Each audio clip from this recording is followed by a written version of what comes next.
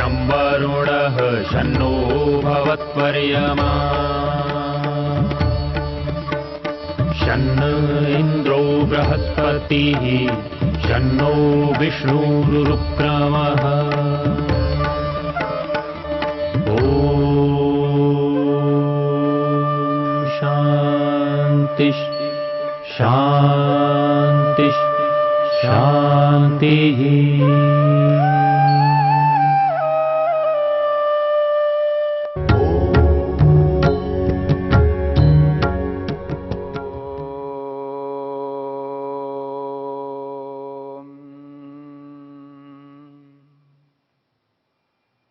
मन को रोकने के उपायों पर विचार चल रहा है।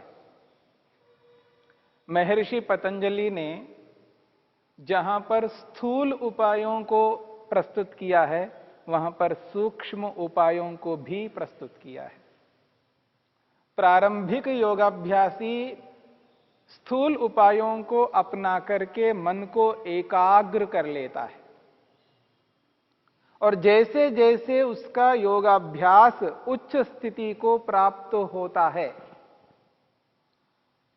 योग के उच्च स्तर को जब प्राप्त कर लेता है, तो वो स्थूल उपायों के माध्यम से जो मन एकाग्र हुआ है, उस मन को सूक्ष्म उपायों के माध्यम से पूर्ण एकाग्रता को प्राप्त कर लेता है।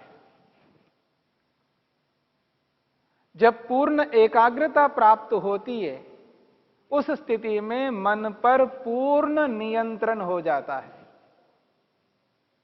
जब चाहे तब मन को वह एकाग्र करने में सक्षम हो जाता है।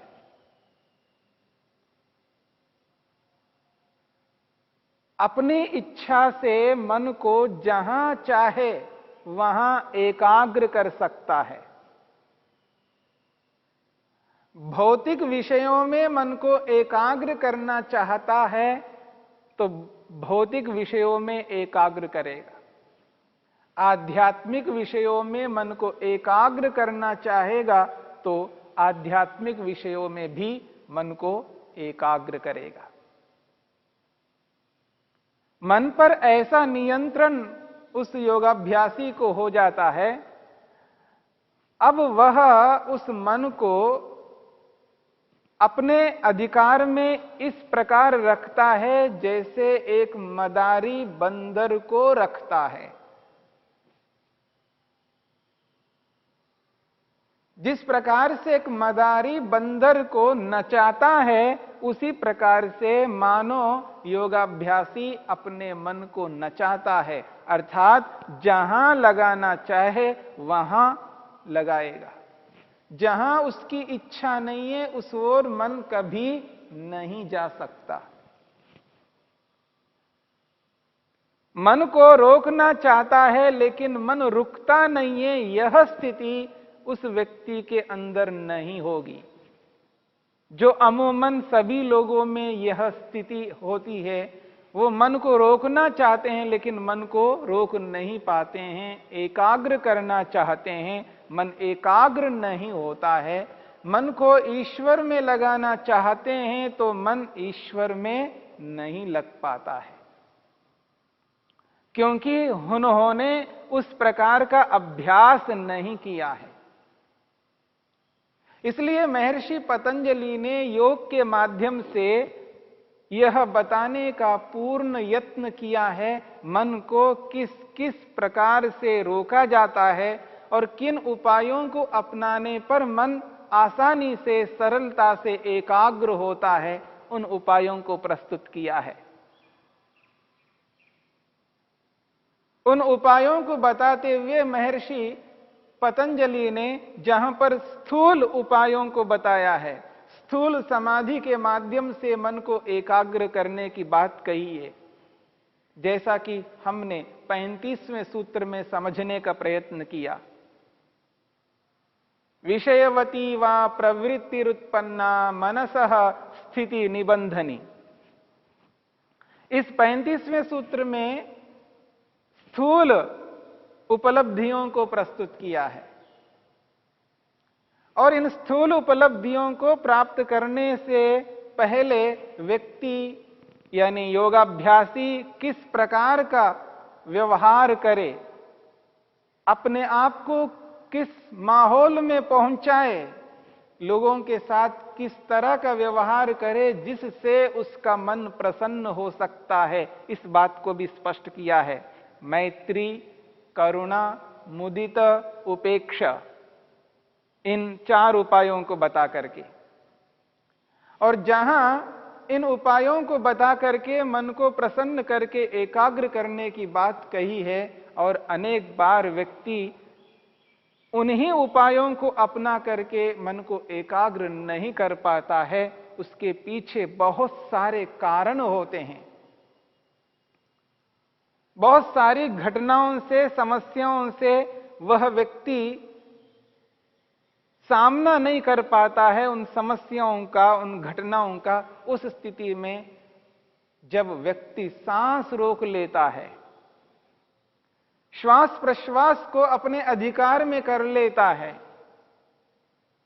घटना इतना अधिक भयावह है, उस घटना से प्रेरित होकर के वो मन को स्थिर करने में सक्षम नहीं हो पा रहा है, ऐसी स्थिति में भी मन को एकाग्र करना है, और मन को एकाग्र करके परमपिता परमात्मा का जप करना है, ध्यान करना है। स्थिति कोई भी हो, अच्छी स्थिति हो या बुरी स्थिति हो, यानी मन प्रसन्न रहने वाली स्थिति उत्पन्न हो रही हो, मन के प्रसन्न रहने वाली स्थिति में प्रसन्न है तो प्रसन्न में एकाग्र तो होगा ही, लेकिन प्रसन्नता सर्वाधिक हो जाए तो व्यक्ति कई बार उसको संभाल नहीं पाता है। और जहां दुख की स्थिति आ जाए, कोई ऐसी घटना घटे, कोई ऐसी समस्या, कोई ऐसी बाधा आ जाए, तो व्यक्ति उस बाधा से विचलित होता है, लेकिन वहां पर भी विचलन ना हो, विचलित ना हो। उस स्थिति में भी मन को अपने आप पर काबू रखना होगा। मन पर काबू रख करके, मन को एकाग्र करके, उस स्थिति में भी ईश्वर को स्मरण करना है, ईश्वर में मन को लगाना है, जप करना है, ध्यान करना है, चाहे कोई भी स्थिति उत्पन्न हो जाए। ध्यान को, जप को रोकना नहीं है, क्योंकि संसार में घटनाएं तो घटती रहती है, समस्याएं तो आती रहती है, उनका सामना करना है। जब व्यक्ति सामना नहीं कर पाता है तो सांस रोक लेता है, श्वास प्रश्वास को अपने अधिकार में कर लेता है, यानी प्राणायाम करता है। प्रच्छर्दन विधारणाभ्याम वा प्राणस्य, इस सूत्र के माध्यम से महर्षि पतंजलि ने प्राणायाम के माध्यम से मन को रोकने का एक उपाय भी बताया है। जहां इन सूत्रों के माध्यम से स्थूल उपायों को बताया है, वहां पर सूक्ष्म उपायों को भी बताया है, और उसी उपाय को लेकर के हम विचार कर रहे हैं। विशोकावाद ज्योतिष्मति, विशोकावाद ज्योतिष्मति, इस 36वें सूत्र में, समाधिपाद के इस 36वें सूत्र में एक ऐसी उपलब्धि बताई जा रही है जिस उपलब्धि के माध्यम से व्यक्ति विशोका, शोक रहित हो जाता है। शोक व्यक्ति को अत्यंत दुखी करता है, याद रखना। शोकग्रस्त व्यक्ति कभी शांत नहीं रह सकता, शोकग्रस्त व्यक्ति कभी प्रसन्न नहीं हो पाता है, शोकग्रस्त व्यक्ति कभी निर्भय नहीं हो सकता, शोकग्रस्त व्यक्ति कभी स्वतंत्र नहीं हो पाता है, शोकग्रस्त व्यक्ति के जीवन में कभी आनंद नहीं होता है। इसलिए शोक से दूर होना है, शोक से ऊपर उठना है। विशोका वा ज्योतिष्मति, यह सूत्र कहता है कि शोक रहित होने वाली उपलब्धियों को प्राप्त करनी है। इस सूत्र के माध्यम से 2 ऐसी उपलब्धियों को प्रस्तुत किया गया है जिन उपलब्धियों को अपना करके योगाभ्यासी शोक रहित हो जाता है। आपने सुना होगा, उपनिषदों में अलग अलग प्रसंग आते हैं। उन प्रसंगों में एक प्रसंग नारद का भी आया है। नारद मुनि एक ऋषि के पास जाते हैं और ऋषि से कहते हैं, मैं योग सीखना चाहता हूं। और परंपरा यह है, जिसको सीखने के लिए विद्यार्थी जब गुरु के पास जाता है तो विद्यार्थी का आंकलन किया जाता है, उसका परीक्षण किया जाता है, आपने अब तक किया क्या है। तो महर्षि सनत कुमार ने उनसे पूछा है कि आपने अब तक क्या क्या पढ़ा है, कुछ बताइए। तो नारद मुनि ने उन सबको गिनाया है जिनको उन्होंने पढ़ा है। ऋग्वेद, यजुर्वेद, सामवेद, अथर्ववेद, ये विद्या वो विद्या, जितनी भी विद्याएं हो सकती है उन सारी विद्याओं को उनके सामने गिना दिया। तो महर्षि सनत कुमार जी कहते हैं, आपने तो सारी विद्याओं को पढ़ा है, अब मेरे पास क्या पढ़ने के लिए आए हो? मैं क्या दे सकता हूं आपको? तो मुनि ने, नारद मुनि ने बहुत अच्छी बात कही है, पढ़ा तो हूं लेकिन अभी मेरे जीवन में शोक है। शोचामी, मैं तो शोकग्रस्त हूं और आप तो शोक रहित हो। मैं ऐसी विद्या को आपसे पाना चाहता हूं जिस विद्या को प्राप्त करके मैं शोक रहित हो जाना चाहता हूं, मैं शोकग्रस्त नहीं रहना चाहता हूं। उसी बात की ओर यहां पर महर्षि पतंजलि संकेत कर रहे हैं। विशोका वा ज्योतिष्मति, शोक रहित होना है।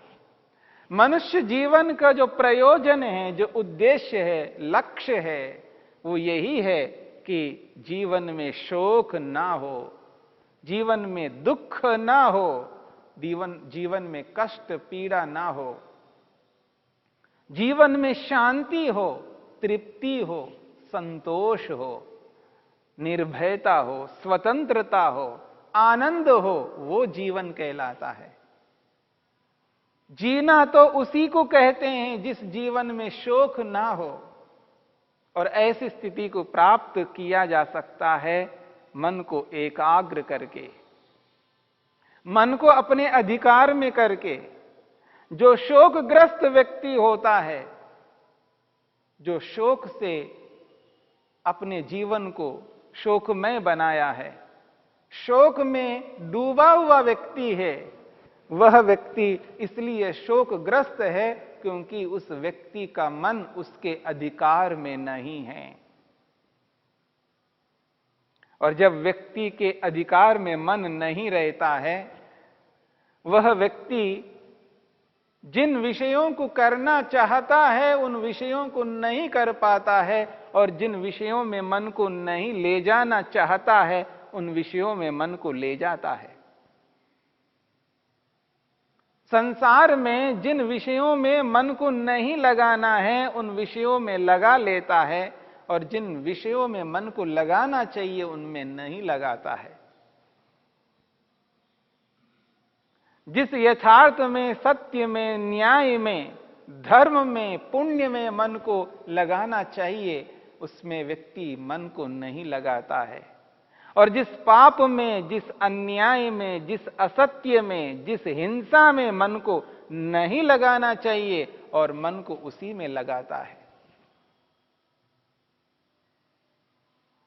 मनुष्य राग में मन को लगाता है, द्वेष में मन को लगाता है, ईर्ष्या में, असूया में, अहंकार में मन को लगा देता है, अहंकारी बनता है, ईर्ष्यालु बनता है, द्वेषी बनता है, रागी बनता है। इनसे ऊपर उठ नहीं पाता है व्यक्ति। महर्षि पतंजलि कहते हैं, जब तक इन स्थितियों से मनुष्य ऊपर नहीं उठता, जब तक अपने मन को एकाग्र नहीं करता, जब तक मन को स्थिर नहीं करता है, काबू में नहीं रखता है, तब तक व्यक्ति शोकग्रस्त होता है और यह जो सूत्र है विशोका वा ज्योतिष्मति, ये सूत्र कहता है शोक रहित होना है, शोक रहित होना है। मनुष्य के जीवन में इच्छाएं अनगिनत है। न जाने किस किस इच्छा को लेकर के व्यक्ति मेहनत पुरुषार्थ उद्यम कर रहा है। इच्छाओं की कोई सीमा नहीं है, इच्छाओं की परिसमाप्ति नहीं हो रही है जीवन में। एक इच्छा को पूरा करता है तो दूसरी, तीसरी, चौथी इच्छाओं पर इच्छाएं उसके जीवन में आ रही हैं। इसलिए उन इच्छाओं को पूरा करता करता करता व्यक्ति अपने जीवन का इतिश्री करने लगता है, लेकिन इच्छाओं की पूर्ति नहीं कर पाता है। अनगिनत इच्छाएं, और इन इच्छाओं को पूरा करने के लिए व्यक्ति उद्यम करता है, पुरुषार्थ करता है। मनुष्य की एक इच्छा है कि धन चाहिए, धन, पैसा। उसको पैसा ही सब कुछ दिखता है, और उस धन रूपी पैसे को प्राप्त करने के लिए, उस इच्छा को पूरा करने के लिए व्यक्ति जब मेहनत करता है, पुरुषार्थ करता है, उसके पुरुषार्थ को आप देखेंगे तो आप कह सकते हैं हां, वास्तव में जिसे पुरुषार्थ कहते हैं ये है वो पुरुषार्थ। इसको कहते हैं पुरुषार्थ क्योंकि उस पुरुषार्थ के साथ एक विशेषण जुड़ा हुआ है। अत्यंत अत्यंत पुरुषार्थ कर रहा है व्यक्ति, और अत्यंत पुरुषार्थ करता हुआ व्यक्ति जब आगे बढ़ता है उसके जीवन में बाधाएं तो उपस्थित होंगी ही, बाधाएं उपस्थित होंगी। उन बाधाओं को दूर करने के लिए व्यक्ति जो मेहनत करता है, जो तप करता है, वो विलक्षण तप होता है। वो जो सहन करता है उन बाधाओं को, उन समस्याओं को, उन घटनाओं को, वो व्यक्ति सहन करता है, क्योंकि मनुष्य बिना सहन किए आगे नहीं बढ़ता है। उस धन को प्राप्त करने के लिए जब व्यक्ति पुरुषार्थ कर रहा हो तो उसके जीवन में सर्दी बहुत पड़ेगी, बहुत बड़ी सर्दी लग रही है उसको, लेकिन सर्दी का परवाह नहीं करता, गर्मी का परवाह नहीं करता, सर्दी गर्मी को सहन करता है। जब उस पुरुषार्थ में लगा रहता है, उस पैसे को प्राप्त करने के लिए व्यक्ति अग्रसर होता है, तो भूख को, प्यास को सहन करता है। भूख लग रही है, प्यास लग रही है, परवाह नहीं करता, उसको सहन करता है। उस पैसे के लिए जब व्यक्ति मेहनत कर रहा होता है तो उसके सामने कोई अपमान भी करता है तो भी सहन करता है, कोई मान करता है, अत्यधिक मान करता है तो भी सहन करता है, मान अपमान को सहन करता है, भूख प्यास को सहन करता है, सर्दी गर्मी को सहन करता है। वो व्यक्ति द्वंद्वों को सहन करता हुआ आगे मेहनत पुरुषार्थ करता हुआ जा रहा है। क्यों? उस इच्छा को पूरा करना है व्यक्ति को। इच्छाओं की पूर्ति के लिए उद्यम बहुत करता है व्यक्ति।